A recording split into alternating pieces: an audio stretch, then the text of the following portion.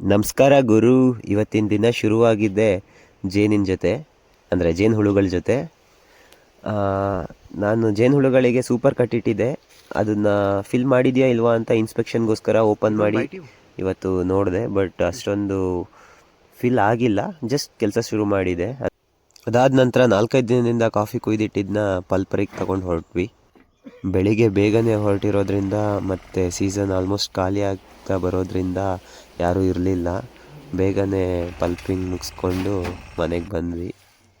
ಮನೆ ಹತ್ರ ಕಾಫಿನೆಲ್ಲ ಇಳಿಸ್ಕೊಂಡು ಹರೆ ಹಾಕಿಬಿಟ್ಟು ನಂತರ ಹೊರಟಿದ್ದೇನೆ ಬೆಳೆ ಕೆಲಸಕ್ಕೆ. ನಿನ್ನೆ ಬಾಕಿ ಆಗಿತ್ತು, ನಿನ್ನೆ ಅರ್ಧದಷ್ಟು ಮಾತ್ರ ಬೆಳೆ ಕೆಲಸ ಮಾಡಲಿಕ್ಕಾಗಿದ್ದು. ಇವತ್ತು ಕಂಟಿನ್ಯೂ ಮಾಡಿದ್ವಿ.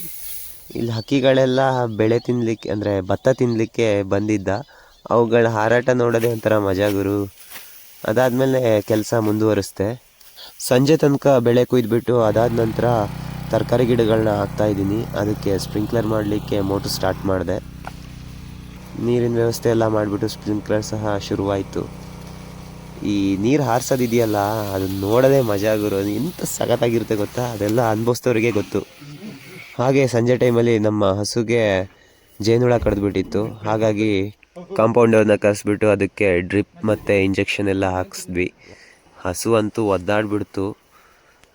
ಆ್ಯಕ್ಚುಲಿ ಹಸುನೂ ಅಲ್ಲ, ಅದಿನ್ನೂ ಕಡಸು. ಮೂಗ್ದಾರ ಇಲ್ಲ ಅಂತ ಅಂದಿದ್ರೆ ಯಾವುದೇ ಕಾರಣಕ್ಕೂ ಇಂಜೆಕ್ಷನ್ ಅಂತೂ ಅದಕ್ಕೆ ಹಾಕ್ಲಿಕ್ಕೆ ಆಗ್ತಿರಲಿಲ್ಲ.